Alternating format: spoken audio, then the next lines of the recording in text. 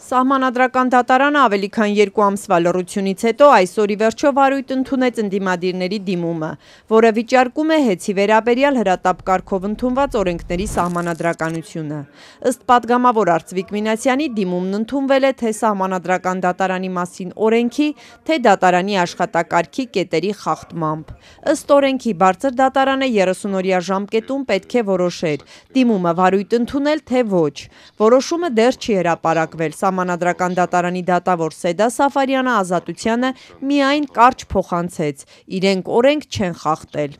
Ոչ մի ժամկետ չի խախտվել։ Բոլորը օրինական օրենքով Սահմանադրական դատարանի մասին օրենսդրության տառին համահունչ, նորմերին համահունչ այդ դիմումի քննարկումը տևական է եղել։ Ընթացել է եւ այսօր քննության է ընդունվել։ Մեր կայքում կդնենք կնայենք։ Իշխող քաղաքացիական պայմանագրի ձայներով ընդունված էներգետիկայի մասին եւ հանրային ծառայությունները կարգավորող մարմնի մասին օրենքների սահմանադրականության հարցով պատգամավորների դիմումը բարձր դատարան է մուտք արվել հուլիսի 11-ին։ 30-օրյա ժամկետը լրանալուց հետո օգոստոսի 22-ին Արծվիկ Մինասյանը գրություն է ուղարկել Սահմանադրական դատարան, խնդրելով ներկայացնել փոխվել են արդյոք դիմումի քննության ժամկետները։ Պատասխան չեն ստացել։ Այդ ընթացքում հեծում իշխանության կողմից նշանակված նոր ժամանակավոր կառավարիչը մի շարք կադրային ու ֆինանսական առանցքային որոշումներ է ընդունել։ Քանի դեռ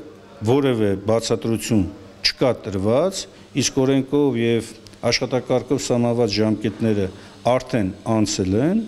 ես կարող եմ ողջամտորեն ենթադրել, որ Սահմանադրական դատարանի դատավորները իրենց անգործությամբ կամ հանցավոր անփութությամբ կամ կանխամտածված դիտավորյալ գործողություններով ձախողում են սահմանադրական նորմի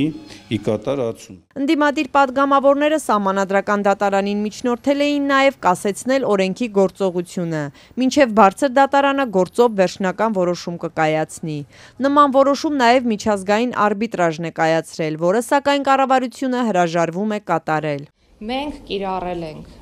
մեր օրենքը, որը գործում է,